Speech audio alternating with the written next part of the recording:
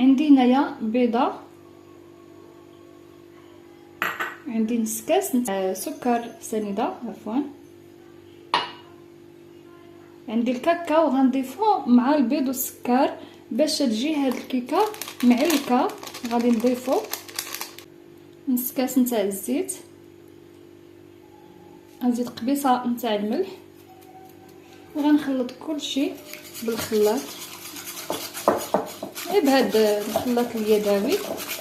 بغيتو ديروها في الخلاط ديروها في الخلاط، انايا غادي نستعمل غير هذا الخلاط اليدوي هكايا. غادي نمزج هذا الخليط السكر مع هذا البيضه مع الزيت والكاكاو. كيف ما قلت لكم الدور نتاع الكاكاو ملي تنستعملوا بهذه الطريقه هذه تيجيب لنا الكيكه معلكه. صافي كما تشوفوا من بعد ما خلطت الخليط تيولي على هذا الشكل. غنزيد عليه نصف كاس نتاع الحليب. نتوما عبروا بكاس ديال العنبه، نص من كل حاجه، نص كاس ديال السكر، نص كاس ديال الزيت، ونص كاس ديال الحليب، وغنزيد نص كاس ديال الماء دافي.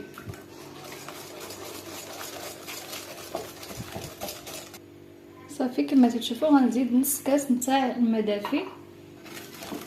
غتعبروا بنفس الكاس اللي كاين عندكم، سواء كاس ديال العنبه او اي كاس كيتوفر عندكم غتعبروا به نفس القياسات. غنضيف طحين، هنا عندي تقريبا كاس ونص ديال الطحين، وتبقى على حسب الطحين ديالكم واش تيشرب ولا ما تيشربش.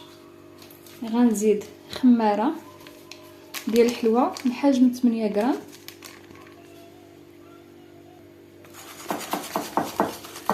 ونخلط مزيان هذا الطحين. كيف ما قلت لكم ديروا الكاس الاول وزيدوا النص ديال الكاس الثاني وشوفوا.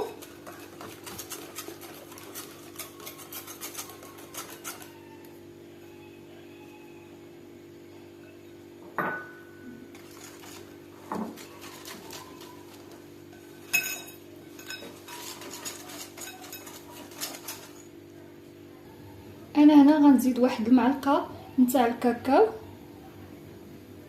وغنزيد نخلط وصافي تتكون هذه هي الكيكه،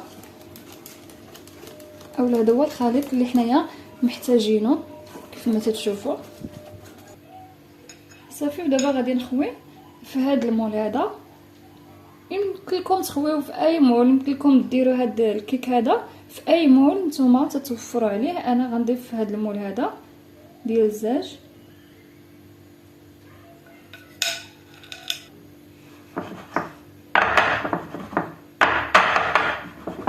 صافي هكايا نحاولوا نحيدوا داك الفقاعات اللي كاينين.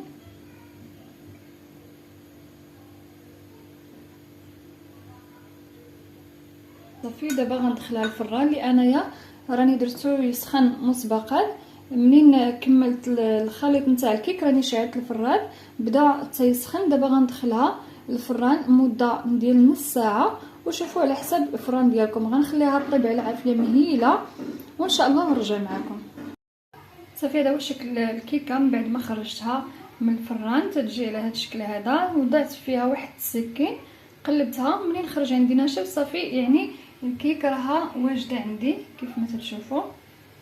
صافي كما تشوفوا معايا هنايا انا راه شديت الكيك وقلبتها وغادي نسقيها بالقهوه. يمكن لكم نتوما تسقيوها باش ما بغيتو، انا غادي نسقيها بالقهوه كيف ما تشوفوا معايا. بالنسبه للكيك ديال الكاكاو راه تتبغي تسقى مزيان. صافي نخليها تشرب على جنب وغادي ندوزو باش غادي نصايبو الكريمه. ناخذ هنايا نص لتر ديال الحليب، عندي هنايا فلون ديال الشكلاط كما تشوفوا هذا اللي تيكون بالسكر ديالو غنضيفو. غنضيف له معلقه ديال السكر. نتوما بغيتو تضيفوا السكر زيدوه، ما بغيتوش تزيدوه. صافي غنخلط وغنحطو على البوطه حتى يطيب هذا الحليب يبدا يوصل للمرحله ديال الغليان، وغادي نحيدو باش نكمل معكم الوصفه. صافي من بعد ما وجدات هنا غنزيد واحد 4 القطع نتاع الشكلاط الابيض.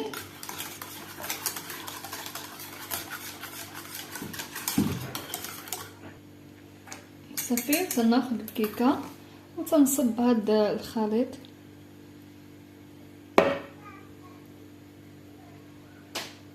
صافي وتنخليوها تبرد حتى تشد راسها، وغنزيدو الكلاصاج اللي غادي نزيدو عليها من الفوق.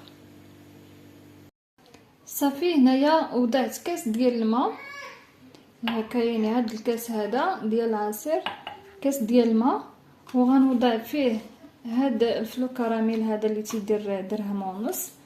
غنزيد هنايا في الماء راني وضعت واحد 2 معالق ديال السكر سنيده. صافي غنخلط الخليط وغنحطو فوق البوطه حتى يغلى، يبدا يدير ليا فقاعات في الجناب. صافي وغادي نحيدو ونخدمو معكم. صافي من بعد ما خليته طاغله وخليته يبرد واحد شويه باش ما يخسرليش الحلوه.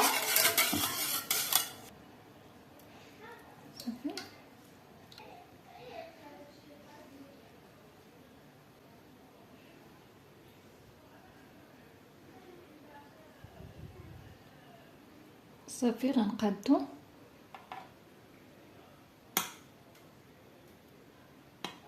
صافي كما تتشوفوا. من بعد ما قديته تيجي الصراحه واحد الكلاصاج اللي هو زوين كما تتشوفوا. يدي ها هي عي ما كاينش الاضاءه مجهده، داكشي علاش كما تتشوفوا ها يدي. صافي كان هذا هو الشكل النهائي نتاع الكيك نتاع نهار اليوم اللي وجدنا مع بعضياتنا. تتجي على هذا الشكل. انا زينتها على الطريقه هذه بالشكلاط الابيض وبيبي شوكولا. يمكن لكم تخليوها نتوما سامبل بدون زواق، اولا تكتبوا الاسم ديال شي شخص بمناسبه عيد الميلاد، اولا شي حاجه تزوقوا به، اولا تكتبوا كيف ما بغيتوا. تبقى لكم الطريقه والمقادير اللي عطيتكم، اما الزواق يمكن لكم تفنوا كيف ما بغيتوا. تنتمنى هذا الفيديو نتاع نهار اليوم يكون نال الاعجاب ديالكم، وتبارطاجيو مع العائله والاصحاب باش تعم الفائده. وما تنساوش تضغطوا على الجرس. لا كنتي جديده اختي ضغطي على الجرس باش يوصلك كل ما هو جديد من وصفات جنات. وما تنساونيش من لايك والتعاليق ديالكم اللي منهم تنزيد القدام وتنعرف الاراء ديالكم. شكرا على المشاهده. وندوز دابا باش نقطع معكم واحد الطرف باش تشوفوها كيف تجي من الداخل. الصراحه راه تجي المذاق رائع جدا، وتنتمنى تجربوها وخليكم معايا.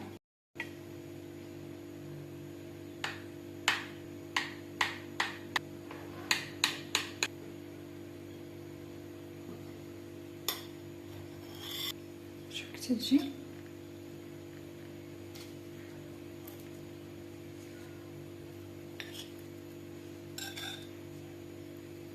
تجي فتيه.